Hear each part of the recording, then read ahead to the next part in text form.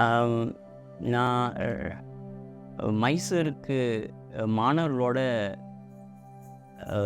Tour சொல்லுவாங்களே, educational tour சொல்லி அந்த டூருக்கு நான் என்னுடைய நண்பர் ஹீரானி இவங்களோடலாம் ஒரு குறிப்பிட்ட ஸ்டூடெண்ட்ஸ் அழைச்சிட்டு நாங்கள் மைசூருக்கு போய் திரும்பி வந்துட்டு நான் வீட்டுக்குள்ளே நுழையிறேன். வந்தோடனே என்னுடைய மனைவி சொல்கிறாங்க, இந்த மாதிரி ஹசரத் அம்மா ஒஃபாத் ஆகிட்டாங்கன்னு சொல்லி. ஒரு ஒரு நிமிஷம் நான் அதிர்ந்து போட்டேன். அந்த அந்த ஷாக்கு வந்துட்டு இப்போ கூட என்னால் விவரிக்க முடியாது.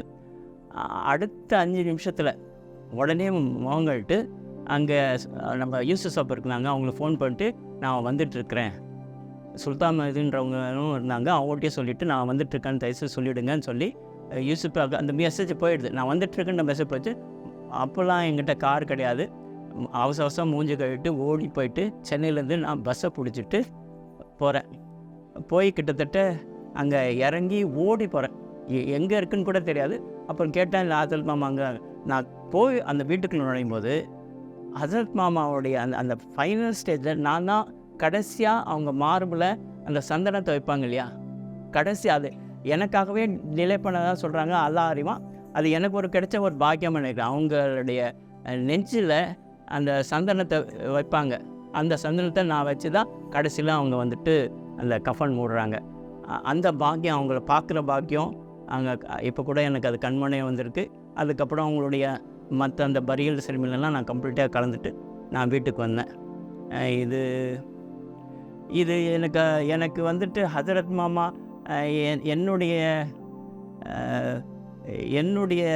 அந்த டிசைபிள்ஷிப்புன்னு சொல்கிறதா என்ன சொல்ல, அது அங்கீகாரம் படித்த மாதிரி, அதாவது என்னை ஏற்றுக்கிட்டாங்க முழுமையான்றதுக்கு அறிகுறியாக நினைக்கிறேன்.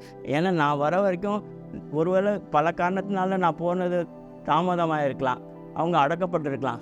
நான் கரெக்டாக போகிறேன். லாஸ்ட்டாக ஆல்மோஸ்ட் நான் வந்துட்டு நாகுல ஓடுறேன். Still I remember. ஓடி போகிறேன். கரெக்டாக அதை வந்துட்டாங்கன்னு சொல்கிறாங்க. உள்ளார போகிறேன். என்னை கூப்பிட்டு போகிறாங்க. சந்தனத்தை கொடுத்து வைக்க சொல்கிறாங்க. எனக்கு என்ன பண்ணணும்னு புரியல. அந்த பதட்டத்தில் நெஞ்சில் வைக்க சொல்கிறாங்க. நெஞ்சில் வைக்கிறேன்.